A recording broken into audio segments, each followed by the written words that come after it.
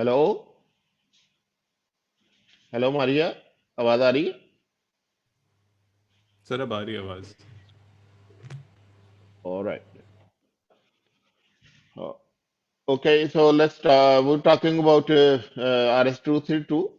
These are some physical details of the RS-232 signal, where 2, 3, and 5 are ground, receive and transmit data, as we talked about.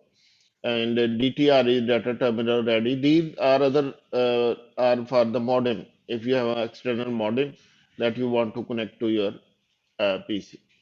The idea was this is designed on for older days when there was a separate modem, and the one side of the modem you could connect a telephone line, and with the telephone jack, and the other side of the modem you could connect the computer using RS-232 interface. So uh, now we have Wi-Fi, but that wasn't the case in 90s, 80s, and late 80s and early 90s. So you had to have a modem. Uh, so this interface is complete to communicate with the modem. But when you want to talk about with the microcontrollers and talking, communication between microcontrollers, you don't use the modem controls. So you just need pin number 2, 3, and 5, RX, TX, and ground. And if you're taking them from RS-232, you have to convert them from -12 plus 12 to 0 and plus 5. That is very important. Otherwise, your microcontroller will be destroyed. -12 is not something you can apply to any pin of the microcontroller. So this is the block diagram of this uh, very simple block diagram of the serial port. Uh, so these are basically all those two shift registers that we were talking about. One is a receiving shift register and other is a transmitting shift register. So receive clock is this over here and transmit clock is this over here. So these are clocks are locally generated when it is decided that this will be the speed of the data transmission. So these are some controls. This is a receive buffer, this is a transmit buffer, and this is called SBUF in higher languages, serial buffer. And the UART16550 is very popular IC. And you don't have to buy this separate IC. What you do is you buy the IP of this IC. So then you can insert all the design of this IC inside another IC. So that is called IP, intellectual property. So you don't buy another UART IC to connect to your microcontroller IC. You can ask the UART this company to sell you an IP. IP is basically the IC manufacturing information that you can actually embed in your other IC design that you already have.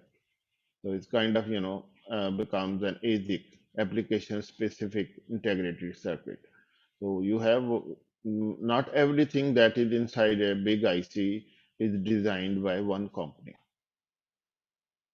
So companies buy some peripheral stuff from other companies and they make that embed that into their own IC.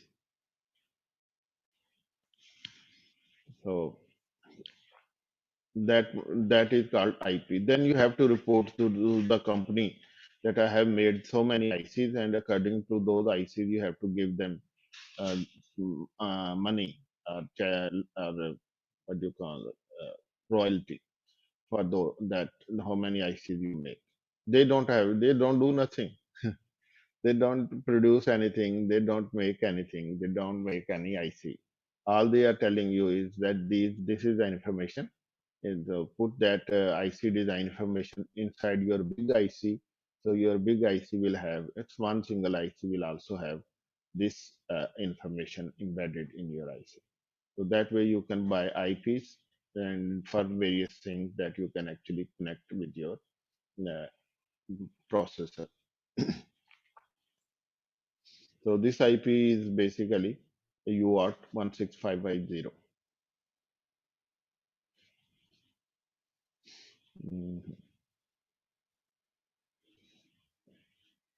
So this standard we have already talked about, and we already talked about these types. Uh, uh, there is another thing that is called a 20 milliampere current loop. That is exactly the same standard as serial port, but data is transmitted over a current loop of 20 milliampere. So mm, basically, you have a current source on the transmitter side that has 20 milliampere current. So it can have zero current or 20 milliampere current.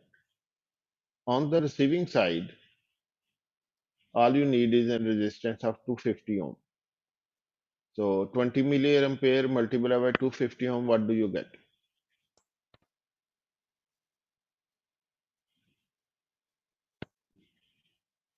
Anybody? What do you get? 20 milliampere multiplied by 250 ohm. So 5 volts? 5 volts, very good.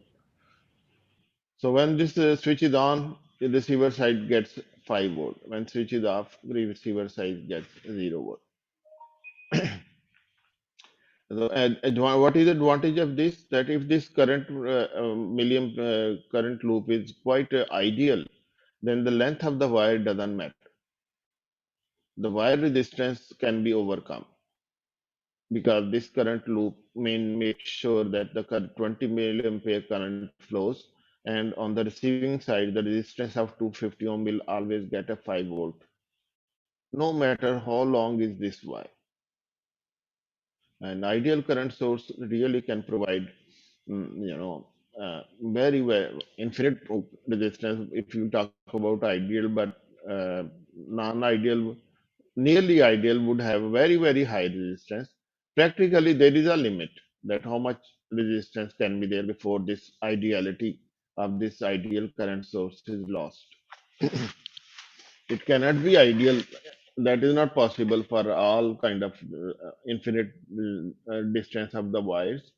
So there is a length. So between the buildings in a factory and when the factory has far, far away buildings and there is only one control inside one office of everything, then you need these 20 milliampere current loops because they provide very high accuracy of data.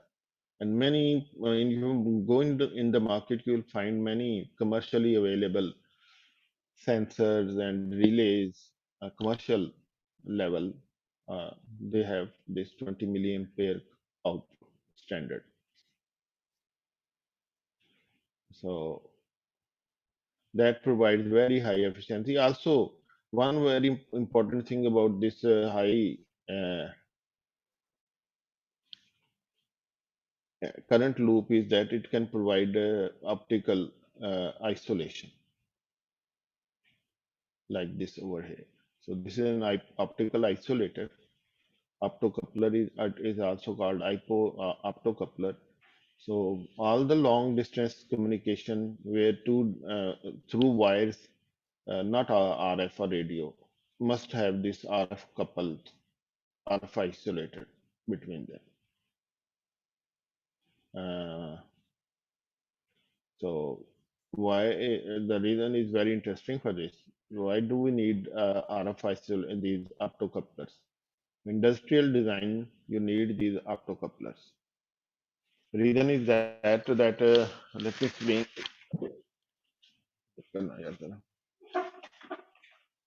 Video stop share कर दिया. That if you have a building here say M7, and you are building here, say library building.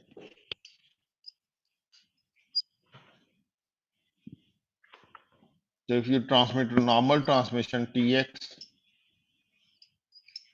RX,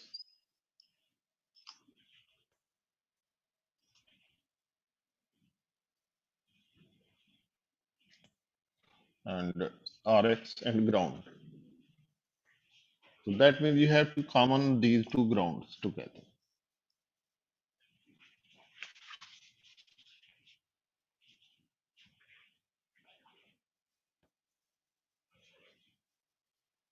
So usually this ground is also earth. So it is connected to the ground of the building also, which is earth. Wabda has every neutral point connected to earth on its every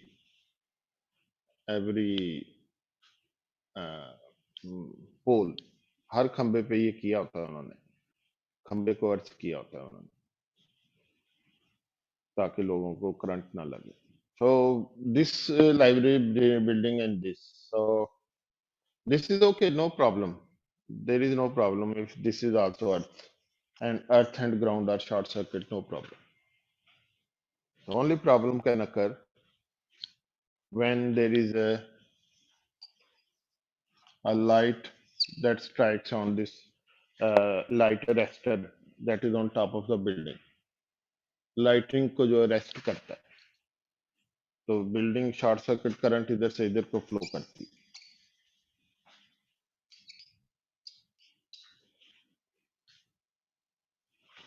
When that happens, this this whole of this ground area of this library building will become for a very small time very high voltage, 30 kilovolt or many megavolt or something like that. तो zoom कर दो थोड़ा सा. So what will happen then? This is ground, this is 30 kilovolt or something like. So within ground terminals very high current flows. इधर कुछ नहीं होता, क्योंकि फर्स्ट फ्लोर में और टॉप फ्लोर में आपस में, तो सारे टॉप फ्लोर में आपस में कोई ग्रेविटी डिफरेंस नहीं है, पोटेंशियल ग्रेविटी डिफरेंस नहीं है. इस बिल्डिंग में मैं टॉप फ्लोर पे चले जाऊं तो जो सारे लोग टॉप फ्लोर पे हैं वो सारे टॉप फ्लोर पे, we are on the same potential. Same case here. Everything in this building stays at the same potential. So there is no current flow between this building. Only when it comes to very long distance wire, this problem can occur. Then this lightning can cause another current flow in this direction. So, so if this and then this is so huge current, and I have personally seen, I see literally the whole of the system is black, काला हो जाता है if you have no isolation here. This is a huge design problem. This is not simple.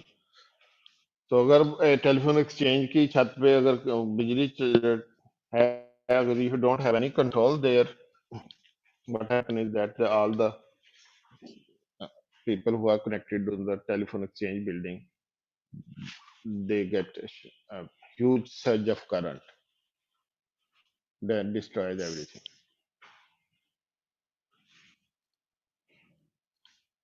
So that's why this is there, that optical isolator is always there. This optical isolator is always used also when you want to control some motor, high speed motor. So motor has very high voltage levels that can feed back into the this side of the signal if you don't have a optical isolation. So you use a phototransistor with this. This is called optical isolation.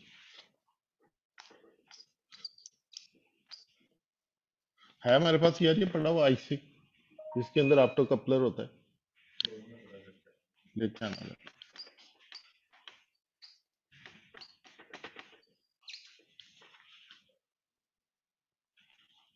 So this optocoupler.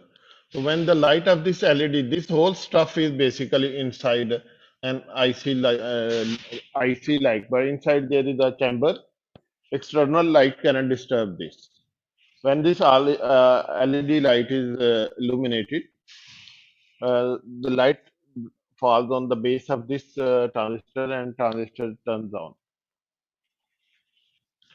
You can say that this is turned on.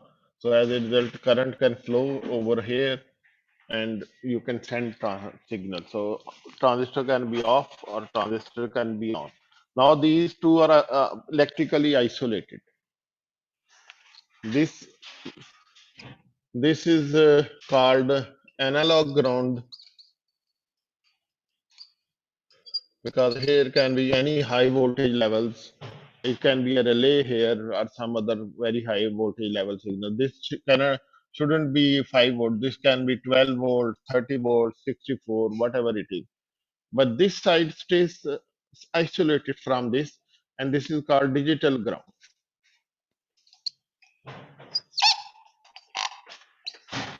So these analog ground and digital ground are different from each other. They are isolated from each other. So many ICs.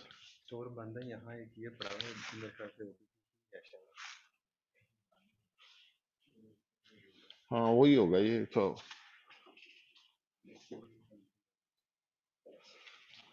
so this is one of those ICs there.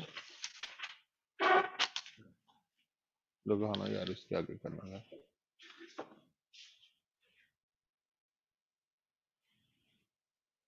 Zoom नहीं होएगा ना वो focus खराब किया हुआ यहाँ से बंद करके ठीक होगा रहने दो हाँ this is a small looking thing over here four pins attached to it right बस ठीक है काफी सही so this is what provides optical isolation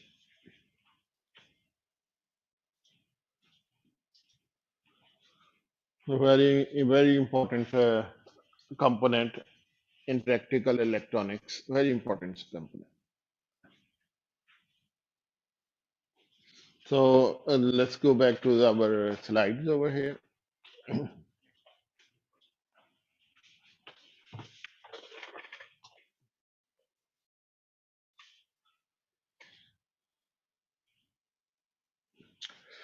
So this is the part of this over here. Many motor drivers you buy, they specify that they input digital inputs or PWM inputs that control this transistor have optical isolation. Its side you could have a PWM signal.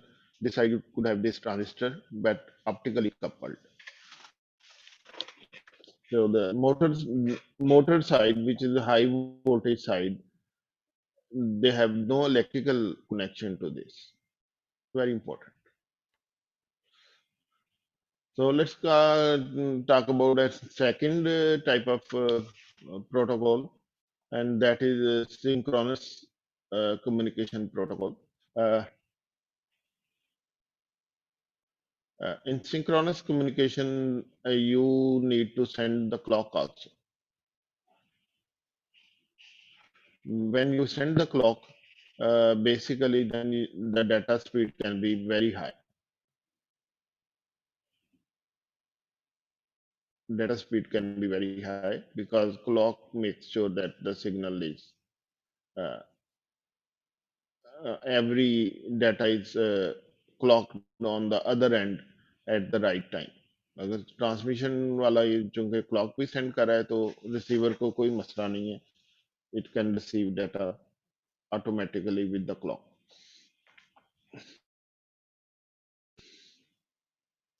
So in that case, you just don't have to send a byte of data. You basically send a block of characters called a frame or a packet. So you can send a complete frame of data. And now the question is, do you send a separate wire for clock? That's the big $100 million question. You send a separate wire for clock? Answer to that is no. The clock is basically embedded within the data. No. This happens uh, because of this circuit, the phase lock loop, PLL. PLL plays a very important role in this serial communication, synchronous serial communication. So, what is PLL? Uh, so, what is PLL? PLL is basically this circuit here, where you have an input signal. नजर आ रहा है आप लोगों को? Umair, can you see? जी sir, जी sir. So basically, you have an input signal here, and you have a phase comparator. If there is a, and you have a local voltage controlled oscillator, VCO, voltage controlled oscillator. Basically, if this voltage is zero, it has some F naught frequency, center frequency, and it can go below and high above that center frequency oscillation. So, for example, if you are sending a 1 megahertz signal here, 1 megabits per second signal, so here you have this. This can be 1 megabit plus minus few hertz up and down. So, if what it does is that first it matches the phase of this output to the phase of this input. So, if there is a difference, there will be a error voltage here. And that error voltage is amplified, and that then goes through the VCO. VCO adjusts its voltage so that output oscillation so that they are become both in phase. Definitely, they cannot be in phase until they are in same frequency also there. So, in phasing includes frequency also. So, right before you start, there is some time before it catch this voltage oscillator catches to this input clock. So, so that way this output is taken from here, and this output is basically the same clock signal as this is coming over here. Now, the question may be, why not use the same input clock? Why are you generating an output clock here?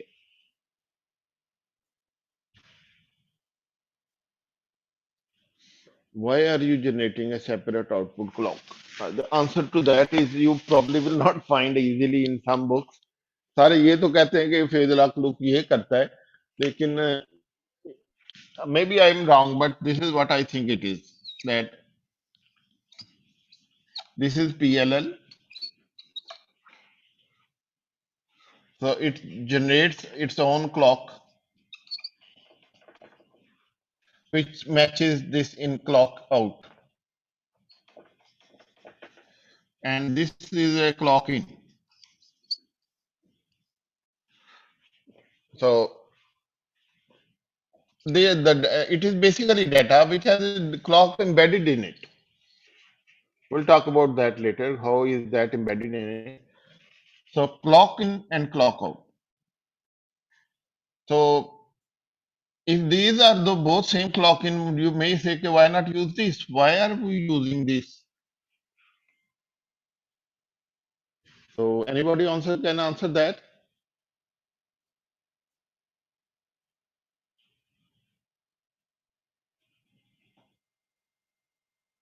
Can anybody answer that? आज तो बहुत लोग, कम लोग क्यों आए हैं इतने भाई? Only 5 people here, why? Sir mid term है। कब? 2 बजे। ओह आई सी। आप लोगों की यार बड़ी हिम्मत है, आप लोग बैठे हुए हैं। कौन सा मिड टर्म है? Communication systems. ओह अच्छा अच्छा अच्छा, तो आप पहले ही बता देते यार, हम आज की क्लास का कुछ कर लेते। लेकिन चलो कोई नहीं, रिकॉर्ड हो जाएगी इसी बहाने और लोग देख लेंगे। So PLL, what is this output? The answer to that is that this clock in, if it starts sending data for a very long time, this clock will stay the same.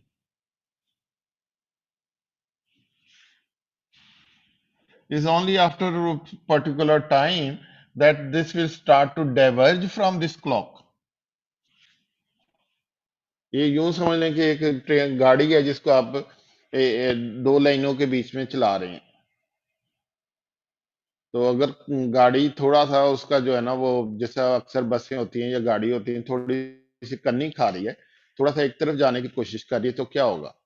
आप उसको अगर छोड़ देते हैं थोड़ी देर के लिए, वो बिल्कुल लाइन के एज पे जाने की कोशिश करेगी, आप फिर उसको सीधा कर देते हैं। फिर थोड़ी दूर जाते हैं, then it rain tries to cross the other side of the lane, so go try to go into the other lane to adjust it again. So that way you always stay in the lane, uh, unless you kind of get some sixth sense जो drivers की होती है, वो जो ये खास जगह पे एडजस्ट कर लेते हैं, फिर वो एडजस्टिंग नहीं करनी पड़ती। But if you don't do that, this is what happens, you start to diverge. This is the clock in, ये इसकी क्लॉक आउट है, ये within certain tolerance level के अंदर अंदर ये इसको फॉलो करती रहती है। जो ही ये आउट ऑफ फेज जाने की कोशिश करती है, ये पीछे से क्लॉक आ जाती है जो इसको फिर ठीक कर देती है। So it has to be like this, that the clock should come in after some time, कि इसका किबला दुरुस्त हो जाए। सो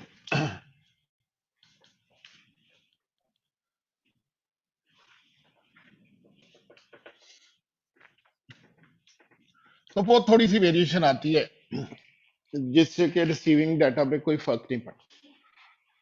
So that's really, these PLLs are it's engineering has some really some great miracles, and every day we talk about that. PLL is a solved problem. It is used everywhere, and some I can talk about this. There was a whole workshop on phase lock loop offered here a couple of last year, a couple of years ago, a 5-day workshop on phase lock loops, their uses, and this one interesting loop of phase lock loop is that you have say clock in, crystal की clock है 8 megahertz, आपके processor में in your PIC you have a PLL, so there is an oscillator of 32 megahertz,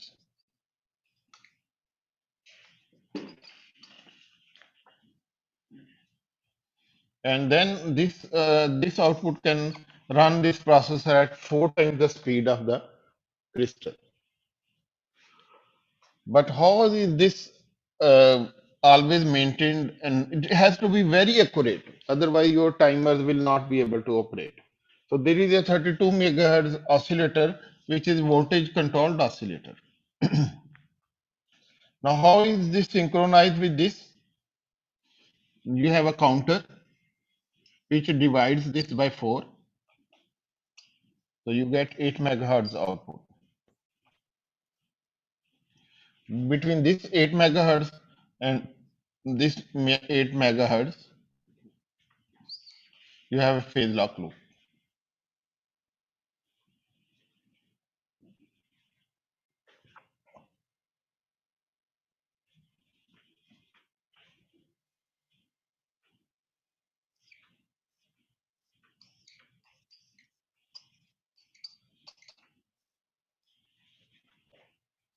So error voltage goes to this 32 megahertz voltage.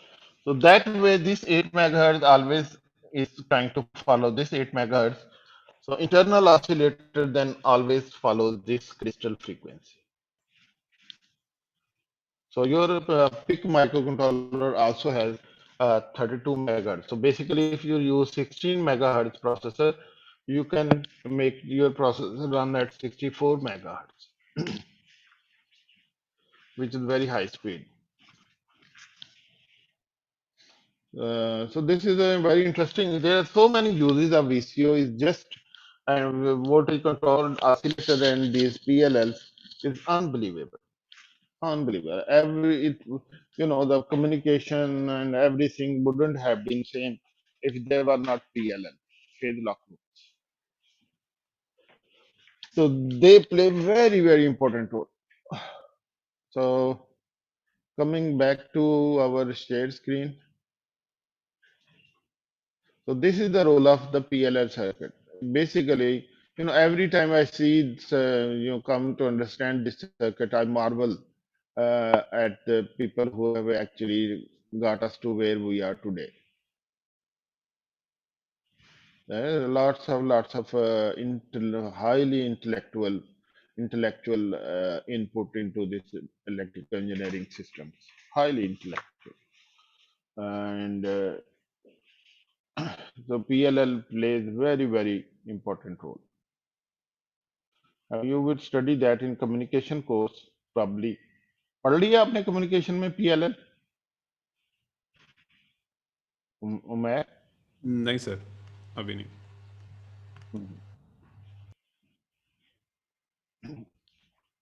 So this job of this is to receive the current. So standard I will talk about. The serial communication standards are HDLC, high level data link control, which is used by Ethernet, which is used by Wi-Fi, which is used by everything. Many things they use the same, HDLC. So there are some uh,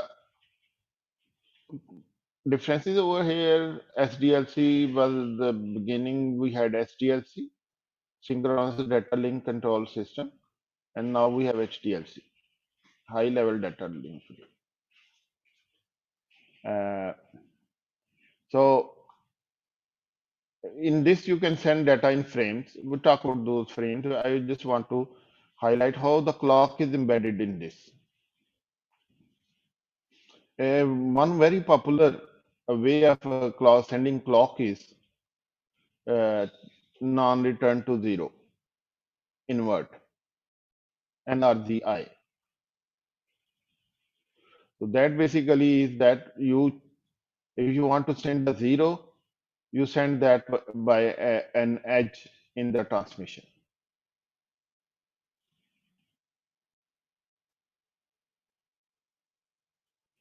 So whenever a zero is to be sent, you send. So for example, you want to send a zero, is there a change? If you want to send one, no change. You want to send one, no change. When you want to send zero, change. You want to send a zero, change. When you want to send one, no change. So when you don't send anything, what are you sending? You are sending a string of zeros. When you don't send anything, what are you sending? You sending string of zeros. That zeros are changing on every bit. So that basically generate a clock. So you just stop sending. You don't have to do anything. You just stop sending any one bit. Just send a long string of zeros, and that automatically generates a clock. And the receiver PLL can again synchronize with the remote clock.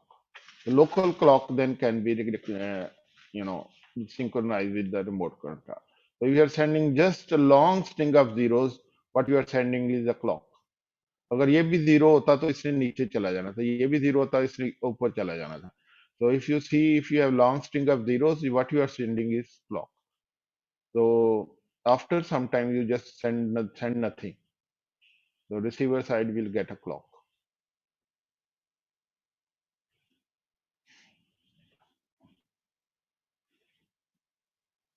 So that was very easy to send. तो मेरा ख्याल आज के लिए इतना ही काफ़ी है. You have a 2 o'clock, you have a communication. So just this NRZ is where we end today. Non-return to zero invert. ठीक है. तो बस 2-3 स्लाइड और रह गई हैं. We'll talk about them later next class. This is बस NRZ. Do you study this NRZ in communication also?